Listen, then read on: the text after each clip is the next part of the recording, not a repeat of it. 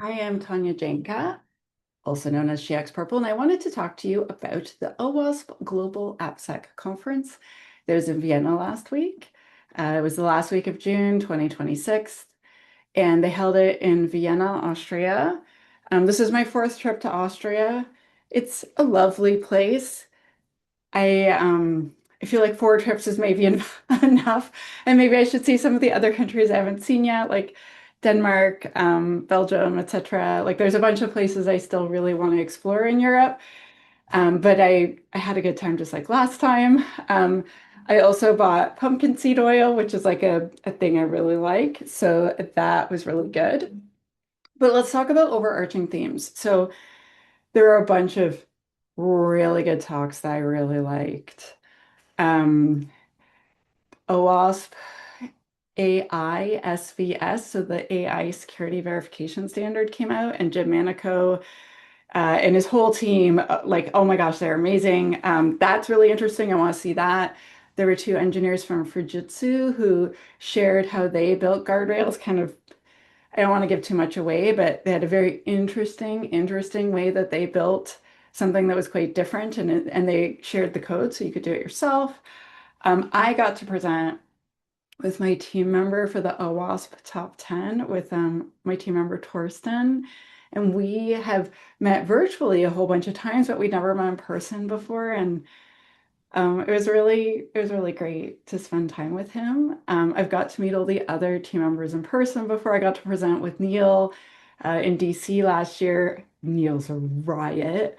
And it was so nice to finally like meet my last team member. And we all get along really well. We're all very similar personalities, like very passionate, but also like we're all pretty like kind of chill and gentle and respectful. And I could never see any of us raising our voices during a meeting or something. And then complete contrast, the AI SVS, like Jim was making so many jokes and they're all laughing, but they're all talking about like how they fought so much and they're all like so fired up. And I was like, oh, our team's like the exact opposite. And so that it sounds weird, but like it was amazing to see that contrast between the teams too, like of just if you have similar members and personalities, like how you can get along so well. So I really enjoyed that. But now let me get to some important points. So a huge thing that was across many parts were the AI is changing the way we do our jobs. And basically, in that a year from now, we might be in, some of us will switch jobs, like a lot of us are going to switch jobs. But also that the jobs that we do right now won't exist. We're going to have to change the way we do our jobs. We might have the same title, but we're going to be doing very different work in a year from now. And I have really seen this with giving secure coding training. Um, I gave very similar training for a very long time because things didn't change, and now every month I'm writing something completely new. In July, I'm giving vibe coding training. So like I'm going to train accountants how to create like more secure software, and that's really exciting. Um, but a lot of people were very nervous about it and were really struggling. And so they did a panel, and Grant Ongers, who used to be on the board, I can't remember if he's still on the board or if he's just on the events committee. He does 1,000 things for OWASP. If you don't follow Grant Ongers, you should. He's great. He offered to help everyone find someone to talk to about this. And I thought that was pretty magical, that he would take that on himself as an individual and like to help work within the OWASP community and ecosystem to make sure everyone had someone to talk to. I thought that was really great. Um, there was the Meet the Mentor again that Izar runs, and Abby Douglas helped him, and that was great as usual. I really liked it. I went looking for a mentor, but ended up doing mentoring, and that's okay. Um, I had a good I always have a good time. I thought it was great. One thing about the Meet the Mentor that I was a little disappointed about is just I thought it would be packed to the gills. I think we need to do better promotion next time so more people can come because everyone that went loved it. And I just think everyone could do some mentoring. Um, Another huge thing that came up over and over again, and that people have been asking me about for weeks, but that three people like really cornered me and like turned the screws on me over this, which was code review. So now that the AI is writing a zillion million miles of code. Like you ask it to fix one bug and it changes 112 files. How can I review that? And I don't know the answer. Um, I am switching gears and planning, well, already started a new company where I'm gonna build a new type of AppSec tool. And I'm doing this to try to help because AI is building not great code and we need to build better code. So I have some ideas on that, but my thing is not ready to show anyone. So until I have something good enough to show you, um, I think that we're going to have to change the way we do code review. I think that running a SAST after and having it tell you there's 35,000 things wrong, it didn't really work well before, and I think it's going to be way worse now. I think that manually reviewing a zillion lines of code is not going to happen. So if you're in the spot, my suggestion would be that we just review the security controls. So if you know security code has been changed, you ask it that. I have free prompts that I give away at securemyvibe.ca because I'm Canadian AE. So securemyvibe.ca.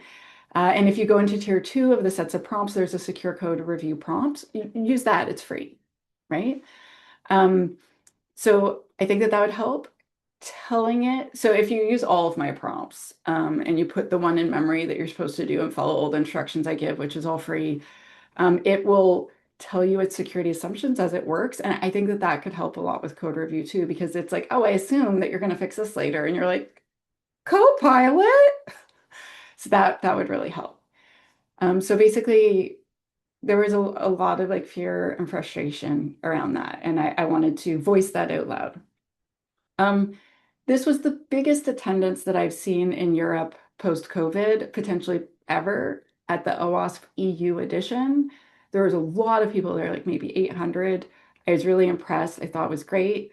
The venue wasn't downtown in the tourist area, and I was disappointed about that because like I would like to be like in the center of everything. So all of the events that happened with vendors and parties, all of it was downtown, which was like a half-hour ride away, which isn't the end of the world, but it just meant I had to go like back and forth a million times. And that was not my favorite thing. The venue was perfectly nice, although it was a circle and I found the signage really problematic. Like it would be like, go this way to go to K or go that way to go to K. And it's like, yeah, but it's like 8 minute walk if I go this way and it's a 1 minute walk if I go that way. Like, could you just tell me how far around the circle I am?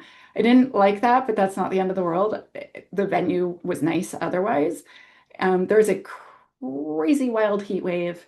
It was 40 degrees almost the whole time. I was melting, just like absolutely melting. Um, that was not that like that's Vienna. They weren't expecting a heat wave, but life happens. Okay, some other cool things. They had so there's like this new business that's working with OWASP, run by this lovely woman whose name, of course, escapes me because I'm on camera. And she had me for a book signing and she sold 20 copies of my book, which was awesome. And she had all these games and books and other things, and people loved it. There were people around her the entire time. She sold everything, and she sold this to me, Context and Cringe by my friends Kim Watts and Abby Duglin. It's a threat modeling game, and it says build apps, break trust, laugh awkwardly. It's really fun. If you've ever played Elevation of Privilege, you have to show up with a design, a data flow diagram, and all sorts of things. You can kind of just start doing it with this. I've heard great reviews over and over and over again about this game. It's very professional, it's very nice, and I think it was like 20 euro, which if you go to a board game store and you buy like 10, it's like $70 in Canada. It's quite expensive. So to me, I was like, oh my gosh, it's so cheap. How do they do that? So I'm super pleased and I can't wait to play it with my meetup. They had a thing called pods and it was A plus awesome. They have to do it from now on. They can never not do it again. It's a thing from the AppSec Village where They did it all in the same room, and that was a bit overwhelming at first, but basically where you could join at any time in this window and do a bunch of exercises with them. And so I did secure coding prompt exercises, which obviously I had to compare against mine. The poor host, he's like, I'm a little intimidated that you're here. And I'm like, well, I'm not here to critique. I'm here to see what someone else would give in their prompts and versus mine, because you can only put so much. So I found that interesting. People loved it. They were quite well attended. So if anything, they need bigger rooms next time because people liked it so much. I think it was Star Brown's idea. So good job, Star. Actually, while I'm at it, good job to all the staff. You did a great job. I thought the events committee did a great job. I feel like the volunteers were lovely. So good job to all of you. Um, uh, I met Jerry Hoff in person for the first time at this event, and he's gonna. I'm telling the world he's planning a karaoke event at OWASP Global AppSec in San Francisco. So you could see me and Jerry sing if you come to that one. Um, I was so happy that they made ladies' shirts. So ladies' shirts were a thing that we have thought about for a long time. They're like, they're unisex shirts. I'm like, I am not unisex. Unisex fits the average male physique well. It does not fit my physique well. And so I've always felt that that was unfair. Like, I want to be included. So I was so happy they bought ladies' shirts. And I actually wore mine yesterday, so it's dirty, so I can't wear it in this video, but it's so nice. It's black and has the logo and it has all the stuff of, like for Vienna. They gave us pins. They gave us a challenge coin. Um, Someone gave me this wonderful gift. My friend Avi brought me tahini and dates from Israel, which was such a treat. I got to see many, many wonderful friends. And overall, I thought it was great. They are planning to do it in Vienna every year for a while, and I'm on a personal level disappointed because for me it's very exciting to see different countries all the time, and I've seen Vienna so many times, and Vienna's wonderful. It's a wonderful place filled with wonderful people. I just also want to see all the other wonderful people in the other cities and countries, right? I really liked how it used to travel around before. And they also announced during the keynote or during the intro to the conference that from now on, keynotes would be voices from outside our community. And I'm sure I'm very biased because I'm a speaker, but hearing we don't want to hear what you have to say is the main the big spot. That was really disappointing for me. I feel like OWASP has many amazing influential voices, and intentionally excluding our own voices from the keynotes seems like a weird move on the events committee. But I wrote them to tell them my feels about that. But overall, like, I'd say A plus. I know that I love OWASP and I'm always talking about how I love OWASP and that's my favorite conference. So like I'm ridiculously positively biased, but I really thought it was great. I had such a lovely time. And then I stayed a few days after to explore the city and eat all the food and drink all the beer. They do this like beer and lemonade thing that's really nice.